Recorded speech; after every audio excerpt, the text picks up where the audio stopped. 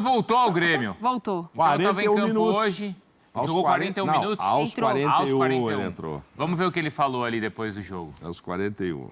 Para nós que a gente não conseguiu chegar aqui, falar dessa reestreia. Cara, não tem outra palavra a não ser felicidade, né? De poder voltar a desfrutar, poder voltar a jogar depois de tanto tempo. Então, agradeço a todos que me deram essa oportunidade, né? Ao Renato, a direção, meus companheiros que me receberam da melhor forma possível, essa torcida, todo esse carinho. Então, dentro de campo, poder retribuir isso. Estou muito feliz. Valeu! E tá ali, ó, foi ovacionado pela torcida gremista. A gente tá vendo aí, ó, as instruções do Renato e ele entrando em campo, então, ali na reta final do jogo, Mauro.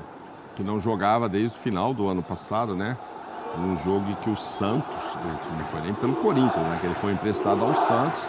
Um jogo que o Santos perdeu para o Botafogo na reta final do Campeonato Brasileiro do ano passado. É muito tempo, são 9 meses fora de campo.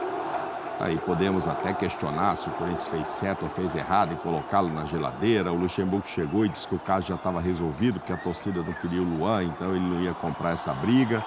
Aí na reta final teve aquela agressão no motel, que a gente não pode endossar, mas, enfim, o Luxemburgo achou que quando chegou não era com ele mais a briga, porque o torcedor já havia protestado que não queria o Luan e tal. E ele vai. Tomara, ele tem idade ainda para mostrar futebol para o Grêmio, para ajudar o Grêmio, ele se sente em casa lá. Tomara que não se sinta tão em casa como se sentia também depois de 2017, saindo muito.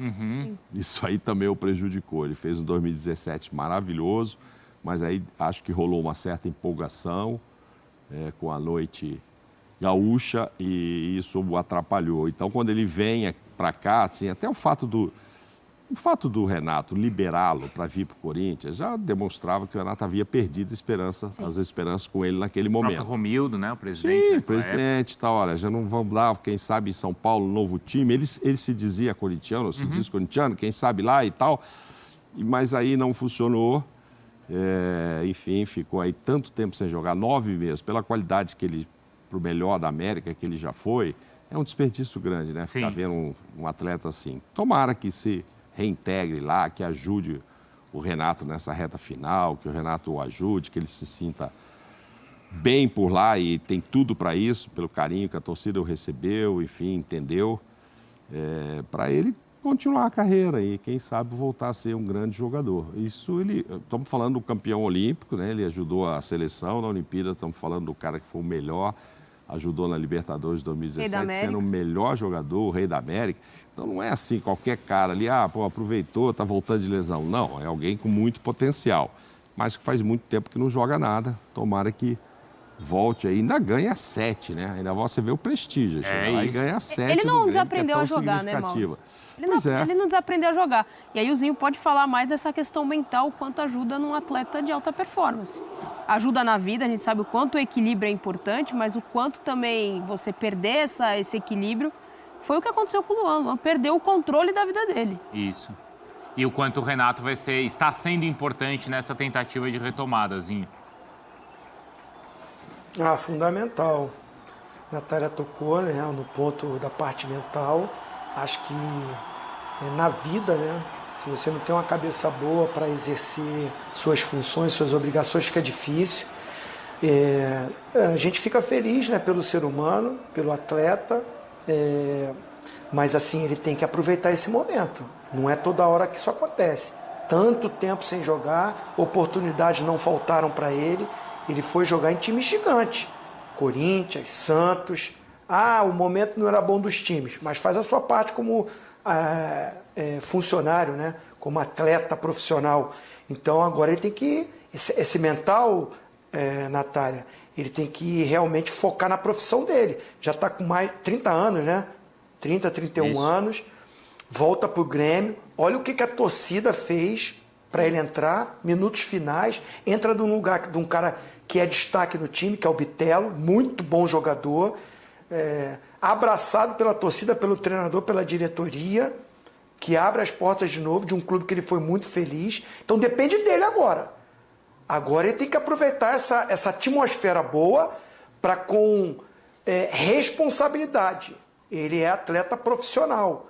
Então, assim, eu morei 3 anos em Porto Alegre, joguei no Grêmio 3 anos. Né? Você tem que cumprir as suas obrigações, é o mínimo. E se ele se dedicar, talento, qualidade técnica, ele tem.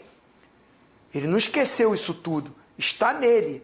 Né? Ele sabe jogar bola. Agora, para ele jogar bola, ele tem que treinar, ele tem que dormir, ele tem que se alimentar, ele tem que esquecer um pouco da vida social e focar na profissional. Há tempo para tudo. Isso é até bíblico, tá? Há tempo para tudo. Então vai ter o tempo, o dia, para ele ir lá tomar o chopinho dele, né? Para ele ir no pagode. Não tem treino no outro dia?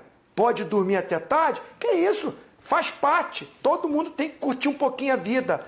Mas não só curtir a vida e esquecer da profissão. E ele esqueceu por muito tempo. Por isso foi um desperdício. Porque é um cara que podia render muito mais e ser muito mais útil para os clubes que ele jogou e para ele também.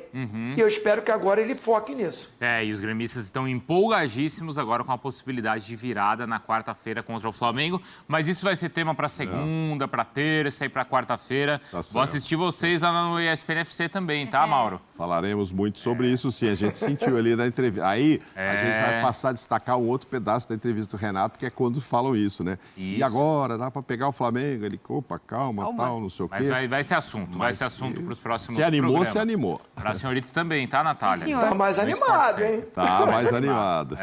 É aquela pergunta que eu já preparei aqui para a Natália responder terça e quarta. O que é mais fácil, o Grêmio virar no Brasileiro ou na Copa do Brasil? Não perca o Sport Center. Você tem 2 dias para pensar. Primeira edição. Olha lá, o Zinho gostou da pergunta. A gente já volta, porque no próximo bloco tem muito do Galo também, hein, que venceu. Mas foi num sufoco danado também. No comecinho do jogo, o gol do Paulinho e depois segurou a vantagem contra o Bahia. A gente já volta. Volta com o nosso Sport Center e com o Brasileirão. O Grêmio venceu o Fluminense jogando em casa e o Gustavo Berton chega para contar como foi essa partida. Fala, Berton. Um abraço para quem está acompanhando o programa. No duelo de tricolores, deu Grêmio aqui em Porto Alegre, 2-1 para cima do Fluminense. Num jogo cheio de alternativas, onde o Fluminense começou melhor, no bom estilo do Fernando Diniz, toque de bola, envolveu o Grêmio e chegou ao seu primeiro gol com o Cano, abrindo o placar. Aliás, 29º gol do artilheiro argentino nessa temporada. Mas depois disso o Grêmio encaixou sua marcação, melhorou na partida e conseguiu virar ainda no primeiro tempo. Bitelo, que não marcava 10 partidas nesse Campeonato Brasileiro, fez o gol de empate gremista com assistência do Luizito Soares.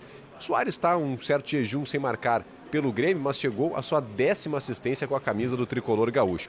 E depois, Ferreirinha, num chute de pé direito, acertando o canto do Fábio. Ferreirinha era outro que não marcava gol desde março, voltou a marcar com a camisa do Grêmio, fazendo o Grêmio 2-1.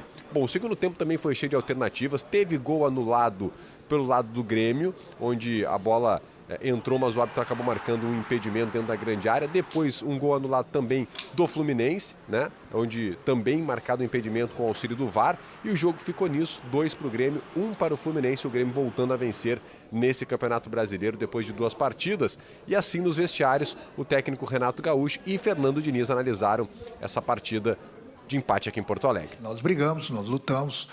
Nós treinamos 2 tipos de marcação justamente porque a gente sabia de que maneira o Fluminense se comportava. Um bloco baixo, outro bloco mais em cima. Algumas vezes eles conseguiram jogar, até, como já falei, por falta desse entrosamento. Mas aos pouquinhos a gente foi se achando, principalmente no intervalo do jogo a gente corrigiu. Jogamos com as linhas mais juntas, não damos tanto espaço assim para a equipe do Fluminense. Importante termos virado a partida no primeiro tempo, porque o jogo estava corrido, estava complicado. Conseguimos virar uma partida, como já falei, bastante difícil e conseguimos 3 pontos. Até o momento, o Grêmio está em segundo lugar. Independente dos outros resultados, eu acho que o mais importante de tudo é que a gente fez o nosso dever de casa. Eu acredito que o principal erro do Fluminense foi a falta de concentração. As poucas vezes que a gente teve que baixar a linha para marcar o Grêmio, a gente com 10 homens atrás da linha da bola, eles conseguiram fazer uma jogada até de certo ponto simples, envolvendo 3 jogadores, tocando e ultrapassando, e a gente acabou tomando o gol. O segundo gol foi parecido também. A gente teve um volume ofensivo muito grande mesmo, tivemos um domínio, a parte tática e técnica do jogo, muitas chances criadas e a gente aproveitou mal. no primeiro tempo. Mas o principal problema foi o descuido na marcação, que era uma coisa que a gente tinha melhorado muito. A gente estava oferecendo quase nada aos adversários e a gente, acho que teve uma falta de concentração mesmo ali, que não é uma coisa que a gente pode cometer jogando com uma equipe que tem jogadores de qualidade. Bom, o jogo também marcou o reencontro de Luan com o Grêmio e com a torcida gremista. O jogador que deixou o clube em 2019, foi o rei da América, né, em 2017, naquela conquista do Grêmio na Libertadores. Estava há muito tempo sem jogar, quase 8 meses sem entrar em campo. Fez o seu recondicionamento e voltou a reencontrar o torcedor gremista jogando aqui na Arena. Para o Grêmio agora tudo é Copa do Brasil. Quarta-feira tem um jogo contra o Flamengo. O primeiro jogo foi 2-0 para o Flamengo jogando aqui em Porto Alegre. Agora desceu no Maracanã. E o Fluminense segue a sua rotina no Campeonato Brasileiro antes de começar as quartas de final contra o Olímpia pela Libertadores da América. Um abraço. Abraço, Berton. Muito obrigada pelas informações. Ele falou aí do Soares, que não marca há 7 jogos. O que não quer dizer que ele não tem sido importante para essa equipe do Grêmio. Ele deu o passe para o gol do Bitelo hoje e essa foi a 10ª assistência do uruguaio na temporada. 35 jogos, 35 como titular, 16 gols marcados, uma média de 0,46 gol por jogo, as 10 assistências ali contando com o passe hoje para o gol contra o Fluminense. E aí, minutos para participação de gols, 116,1. Esta é a temporada de Luizito Soares,